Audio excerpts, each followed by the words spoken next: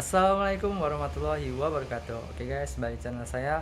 Ya, hari ini saya akan sharing tentang ikan cana lagi guys. Oke, sekarang kita membahas mengenai bakat bunga sama bunga. Oke. Oke guys, sebelum melanjutkan videonya jangan lupa like, komen, dan subscribe ya guys. Oke, go. Oke guys, hari ini kita mau jelaskan mengenai bunga sama bakat bunga ya guys. Jadi kebanyakan orang progres bunga ya guys, buat supaya marunya itu lebih cakep gitu guys. Maksudnya bunga itu apa sih? Kok bunga-bunga, setiap ngomongin maru mesti ngomongin bunga. Nah, bunga itu yang ada di barnya ya guys, di barnya ini. Nah, di barnya ini ada itu, ada putih-putih tuh guys. Nah, putih-putih itu namanya kalau di maru itu orang-orang bilangnya itu bunga ya guys. Dan bunga itu buat nilai lebih lah buat si maru, karena kalau seumpama kontes itu harus ada bunganya guys, dan bunganya itu harus banyak juga dan rapi di barnya itu guys. Nah ini, nah itu, nah bunga itu pertama itu muncul bakat bunga guys, muncul bakat bunga. Habis itu kalau udah lama bisa matang itu bisa jadi bunga guys. Perbedaan antara bakat bunga sama bunga itu, kalau udah jadi bunga itu kayak gini guys. Kalau bakat bunga itu seperti ini. Bentar, ikannya masih banyak gerak. Bentar, mana ya? Bentar ya guys, nanti saya lihatkan fotonya seperti ini, ting. Dan kalau bunga itu seperti ini. Oke. Nah, kalau kalau untuk lebih langsung di ikannya itu kayak gini guys.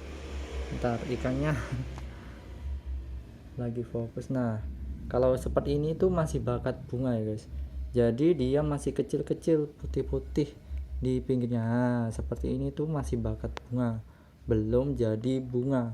Kalau udah jadi bunga itu pekat gitu guys. Itu pinggirnya memang putih, tapi sebelum putihnya itu di sisinya itu hitam pekat gitu guys. Hitamnya pekat banget. Kayak di foto tadi saya perlihatkan, itu ngambil dari Google. Karena yang punya saya ini masih bakat bunga ya rata-rata guys ya. Jadi masih belum matang bunganya. Oh iya, pembahasan untuk apakah bakat bunga itu bisa hilang atau tidak? Jawabannya bisa guys. Bakat bunga itu ataupun bunga itu sendiri pun bisa hilang guys. Faktornya itu banyak, di antaranya konsumsi guys. Jadi konsumsi ikan itu sendiri dari segi proteinnya, pokoknya makanan-makanan yang biasa dibutuhkan buat munculkan bunga itu sendiri guys.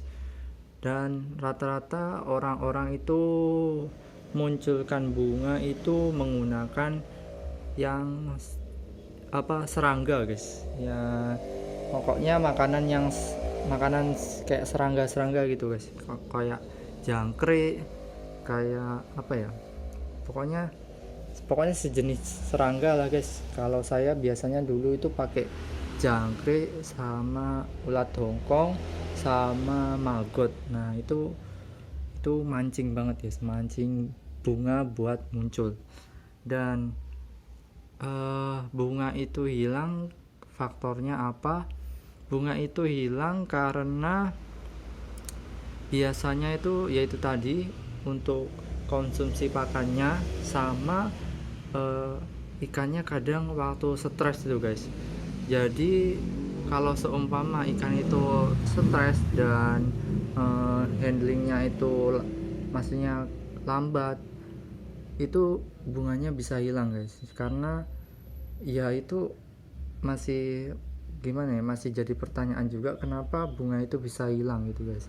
Padahal kadang yang dari apa, tangkapan alam itu kan bunganya biasanya banyak-banyak gitu guys, tapi bisa hilang juga karena faktor penyesuaian di air yang baru guys. Nah, untuk memunculkan lagi itu juga perlu proses yang lama, bukan sebentar guys, karena ya memang buat munculkan bunga itu selain apa, genetik ikannya yang bagus, itu faktor makanan juga berpengaruh guys. Jadi untuk menstabilkan bunga yang ikan-ikan kontes itu pasti asupannya itu sangat dijaga guys, dan airnya itu juga dijaga guys, biar supaya bunganya itu tetap ada dan tetap stabil gitu ikannya. Karena kemarin juga saya lihat di video itu gara-gara ikannya lompat stres gitu terus dimasukkan ke akuarium, itu banyak bakat bunganya yang hilang guys, bunganya pun juga hilang. Itu juga salah satu faktor untuk apa, akibat hilangnya bunga gitu guys.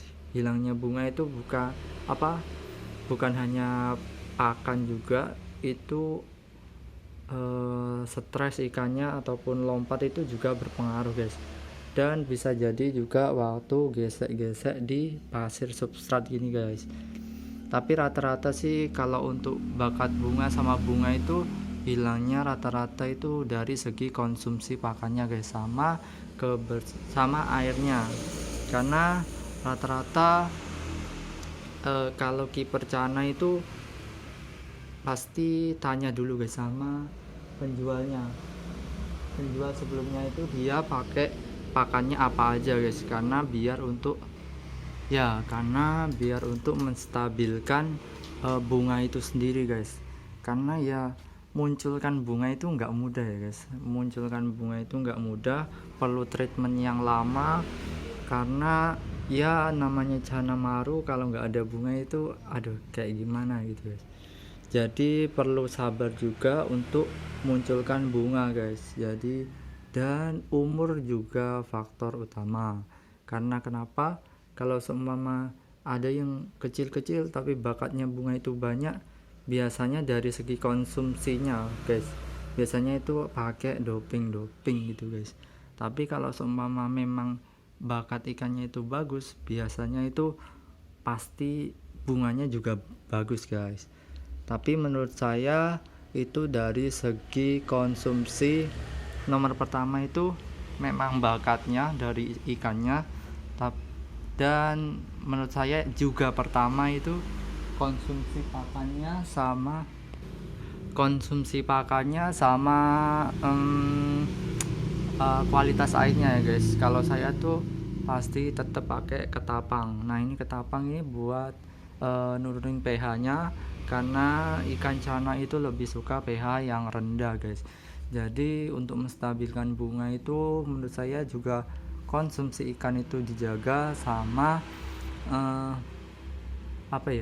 faktor pakan tadi, sama airnya juga guys, airnya juga dijaga biar ikannya itu stabil dan bakat bunganya bisa jadi bunga guys. Oke guys, mungkin itu saja penjelasan dari saya. Ya kalau ingin tanya-tanya boleh di kolom komentar guys. Ini oh iya, sebelumnya ini saya taruh di indoor ya guys, indoor sama lampu ini full indoor asli guys. Ini kan di dalam rumah, jadinya ini full indoor, kena cahaya sinar matahari pun enggak guys, enggak kena sinar matahari. Jadi ini saya pakai lampu, tapi saya ada juga progresan di luar yang di semi outdoor. Jadi besok saya coba apa perbedaannya antara yang indoor sama outdoor, dan apa yang mempengaruhi bunga-bunganya itu, bakat bunganya itu muncul. Pokoknya besok saya jelaskan di video selanjutnya guys. Oke, terima kasih sudah menonton, jangan lupa like, komen dan subscribe ya guys. Terima kasih.